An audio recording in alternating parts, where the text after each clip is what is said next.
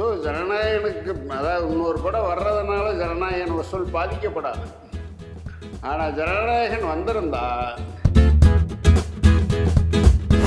அவர் கட்சி ஆரம்பித்தது அரசியல் ரீதியான பல்வேறு காரணங்களால் வேறு வேறு பேரங்களுக்காக இந்த படம் முடக்கப்பட்டிருக்கு.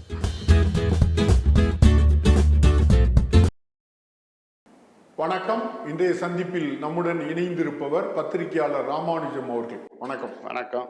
இப்போ ஜனவரி மாதமே தமிழ் சினிமாவை பொறுத்த அளவுக்கு ஒரு ஹாப்பியான ஒரு மாதமாக இருக்கும். ஆனால் இந்த முறை ஜனநாயகன் படத்தோட ரிலீஸ் தள்ளி வைக்கிறது, அப்புறம் மங்காத்தாவோட ரீரிலீஸ் என்ன ஒரு குழப்பமான ஒரு மாதமாக மாறிட்டு. ஜனவரி மாத படங்கள் எப்படி இருந்தது? இல்லைங்க, ஒவ்வொரு வருஷம் ஜனவரி மாதம் சந்தோஷமாக தான் மக்களும் இருக்காங்க, சினிமாவும் இருக்கு. இந்த வருஷம் எல்லாருமே எதிர்பார்த்தது ரெண்டு பெரிய படம். ஒன்று விஜய், ஒன்று எதிர்கால விஜய்னு சொல்லப்படக்கூடிய சிவகார்த்திகேயன் நடித்த பராசக்தி. இந்த ரெண்டு படமுமே சென்சாரில் கடுமையான நெருக்கடி எல்லாமே சந்திச்சு தான் அந்த ட்ராவல் போய்கிட்டு இருந்தது. ஆனால் இவங்க எல்லாருமே என்னென்னா அந்த படத்தினுடைய நட்சத்திர அந்தஸ்தை வச்சு சென்சார் கண்டுக்கிறாது. நம்ம ரீல்ஸ் செய்தி ஆரம்பிச்சுட்டு படத்தை பற்றி ஒவ்வொரு பில்டப்பை கொடுத்துட்டு சென்சாருக்கு போகும் பொழுது அங்கே ஈகோ தலதூக்குது. சென்சாரே வாங்காமல் வருஷத்துக்கு பேசிக்கிட்டு இருக்கியா அப்படின்ட்டு வாய்ப்பு கிடைக்கிறப்ப அரசாங்கத்து கொசு அம்மி கல்வியாய் நொறுக்கிருப்பாங்க. அதுதான் இப்போ ஜனநாயகனுக்கு நடந்தது. பராசக்திக்கு தட்டு தடுமாறி முட்டி மோதி அவங்க சென்சார் அவங்க சொன்ன கட்டெல்லாம் இதை ஏற்றுக்கிட்டு படத்தை கொண்டு வந்துட்டாங்க. ஸோ ஒரு ஜனநாயகன் அந்த படத்தில் என்னதான் இருக்கட்டும், இது வரைக்கும் தமிழ் சினிமாவில் சொல்லப்படாத எந்த ஒரு விஷயமும் அந்த படத்தில் இருக்காது. அவர் கட்சி ஆரம்பித்தது அரசியல் ரீதியான பல்வேறு காரணங்களால் வேறு வேறு பேரங்களுக்காக இந்த படம் முடக்கப்பட்டிருக்கு. அதாவது அதில் சென்சார் பிரச்சனை இல்லை, தற்காலிகமாக அதாவது காத்திருப்போர் பட்டியலில் வச்சுருப்பாங்கள்ல அரசாங்க ஊழியர், அரசாங்கத்துக்கு ஒத்துழைக்கலைன்னா அதே மாதிரி காத்திருப்போர் பட்டியலில் ஜனநாயகன் இருக்கு. அந்த ஒரு படம் வராதனால தமிழ் சினிமாவுக்கு இழப்புன்னு சொல்ல முடியாது. ஒரு ஜனவரி பொங்கல் அப்படின்னா தமிழ்நாட்டில் கிட்டத்தட்ட சினிமா தியேட்ரு, அந்த தியேட்டரை நம்பி இருக்கக்கூடிய சிறு குறு தொழில் இதெல்லாம் சேர்ந்து ஒரு 800 கோடி ரூபாய் என்பது வரவு செலவு நடக்கும். சினிமா தியேட்டரில் மட்டும் 600 ரூபா பாக்ஸ் ஆஃபீஸ் சொல்லுங்கிறது கன்ஃபார்ம். என்ன மோசமான படம் வந்தாலும் சரி 600 கோடி ரூபா இருக்கும். அது ஜனநாயகனுக்கு எதிராக பராசக்தி வருது அப்படின்னு சொல்லும் பொழுது, ஸோ ஜனநாயகன் பொங்கலுக்கு வரும் பொழுது பராசக்தி வர்றது ஜனநாயகனுக்கு இடைஞ்சலாக இருக்குது அப்படின்ட்டு ஒரு கடுமையான சமூக வலைத்தளத்தில் அந்த படத்துக்கு எதிராக, பராசக்திக்கு எதிராக பலத்த கடை மார்பிள பாயுது அப்படின்ட்டு ஜனநாயகன் மட்டும்தான் வரணும், வேற எவனும் வரக்கூடாதுன்ற மாதிரியான ஒரு பிரச்சாரம். அதே இதை கட் பண்ணிங்கன்னா தெலுங்குல 5 பெரிய ஹீரோக்கள் படம் வருது. இன்னைக்கு அந்த 5 படம் வாரத்திலேயே 5 படமும் கிட்டத்தட்ட ஒரு 300 கோடி ரூபா பாக்ஸ் ஆஃபீஸ் வசூல் பண்ணிடும். ஸோ ஜனநாயகனுக்கு அதாவது இன்னொரு படம் வர்றதுனால ஜனநாயகன் வசூல் பாதிக்கப்படாது. ஆனால் ஜனநாயகன் வந்திருந்தா திரையரங்குகளுக்கு ஒரு மிகப்பெரிய வசூல். ஏன்னா இந்த ஜனவரி பொங்கலில் என்ன வசூல் ஆகுதோ அது ஏப்ரல் வரைக்கும் அந்த தியேட்டரை மெயின்டைன் பண்ணுறதுக்கு, அதாவது இந்த எலிவேலை சேமித்து வச்சது மாதிரி அந்த வருமானம் என்பது திரையரங்குகளுக்கு பயன்பட்டிருக்கு. அதை கெடுத்தது சென்சார் போர்டு. விஜயோ கேவிஎன் ப்ரொடக்ஷனோ தியேட்டருக்காரங்களோ தயாரிப்பாளரோ இல்லை. இதுக்கு இடையில ஒரு கேள்வி. இப்போ சென்சார் போர்டு அதிக இதை முக்கியத்துவம் எடுத்துக்குது, அதிகமாக ஒரு கலையை ஒரு சுதந்திரத்தோட வர்றதுக்கு அதுக்கான இதை தடுக்குது அப்படின்னு ஒரு கருத்து உருவாகுது. அதாவது நீங்கள் இப்போ சமீபத்தில் திரௌபதினு ஒரு படம், ஜனநாயகன், ரெண்டையும் நீங்கள் கம்பேர் பண்ணிங்கனால சென்சார் போர்டு யாருக்கு சாதகமாக இருக்குங்கிறது அவங்களுக்கு நல்லா தெரியும். அதாவது முழுக்க இஸ்லாமியர்களுக்கு எதிரான ஒரு கர்ணகூடூரமான படம், உட்கார்ந்து பார்க்க முடியாத ஒரு படம். அந்த படத்துக்கு 48 மணி நேரத்தில் சென்சார் கொடுக்குது தணிக்கைத்துறை. ஜனநாயகன் என்பது இந்தியாவில் முக்கியமான நடிகருடைய படம். இந்திய அரசாங்கத்துக்கும் அதிகமான வரி வருவாயை கொடுத்த கேவிஎன் ப்ரொடக்ஷன் பல படங்களை தயார் பண்ணியிருக்கு. அதை பொருளாதாரமாக நீங்கள் பார்க்கணும். என்டர்டெயின்மெண்ட் ஏரியாவில் அதிகமான வரி கட்டி இருக்கிறது கேவிஎன் ப்ரொடக்ஷன். அவங்க பண்ண படம் எல்லாமே 500, 1000 கோடி ரூபா. 18% ஜிஎஸ்டி போட்டால் எவ்வளோ கட்டியிருப்பாங்க. அப்படிப்பட்ட ஒரு மிகப்பெரிய நிறுவனம், ஒரு மிகப்பெரிய நடிகர், அரசியல் கட்சியினுடைய தலைவர் படத்தை சென்சார் வந்து ஷார்ட் பீரியடில் கொடுத்து உட்காந்து பேசி பண்ணியிருக்கலாம்.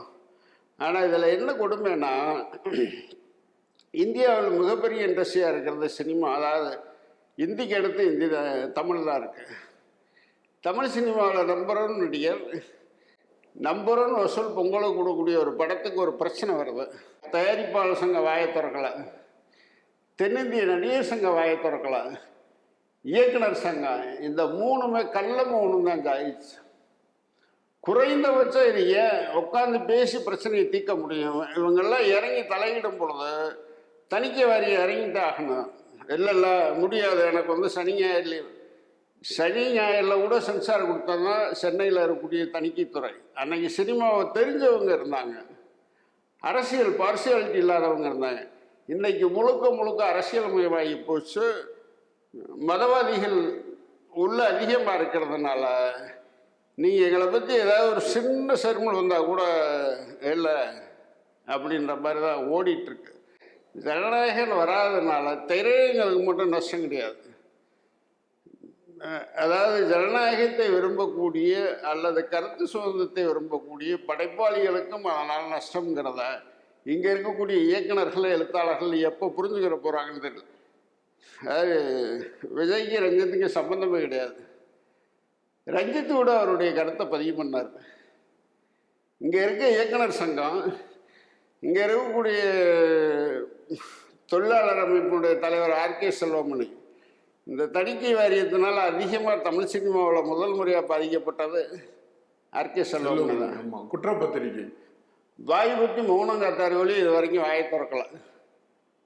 இதுதான் இந்த ஜனநாயகத்துக்கு ஏற்பட்ட. 2வது பொங்கலில் நீங்கள் இந்த ஜனநாயகன் வராதனால கடகடன் ஒரு 20 படம், எல்லா படங்களும் வந்துட்டு ஒரு ஆலமரம் அசையும் பொழுது அப்படியே நிற்கும் பொழுது எத்தனை அது கீழே உயிர் வாழுதுன்னு பார்த்தீங்கன்னா, கிட்டத்தட்ட போன ஜனவரியில் 25 படம் வந்துச்சு.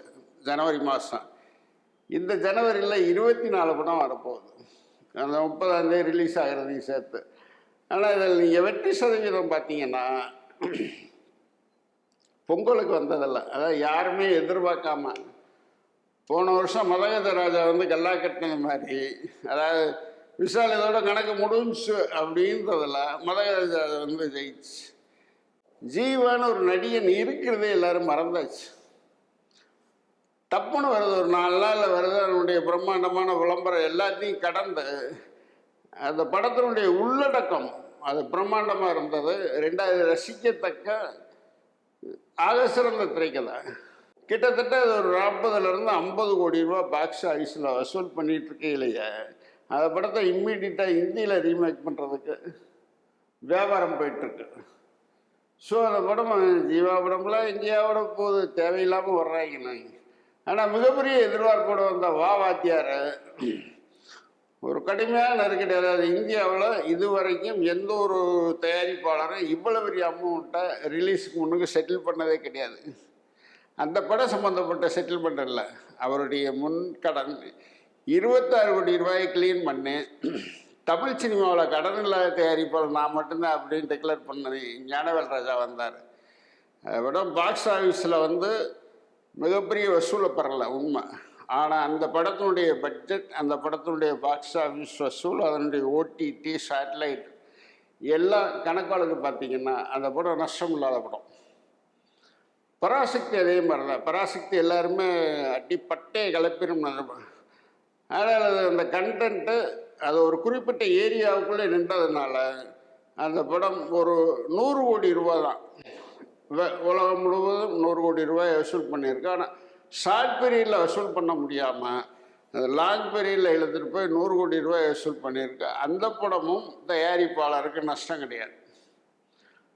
இந்த 20 படங்கள்ல இந்த 2-3 படங்கள் தான் தேறி இந்த 3 படம்னா நஷ்டம் கிடையாது தயாரிப்பாளருக்கு. ஆனால் மிகப்பெரிய லாபத்தை கொடுத்த படம் ஜீவா நடித்த தலைவர் தம்பி தலைமையில்.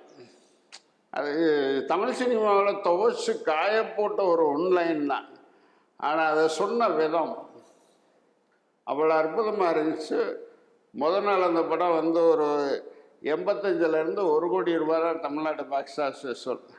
2ஆவது நாள் கட் பண்ணிங்கன்னா அது அப்படியே டபுள் ஆகுது. 3ஆவது நாள் 3 மடங்கு, 4ஆவது நாள் 5 மடங்காகி அது யாருமே எதிர்பார்க்காத மதகஜராஜா மாதிரியான ஒரு பம்பர் ஹிட்டான படம் போயிடுச்சு. இதுக்கு இடையில வந்த மற்ற படங்கள்லாம் பார்த்தீங்கன்னா மாயபிம்பம்ங்கிற படம் வந்து உங்களுக்கு வாழ்வியலை சொன்ன படம்.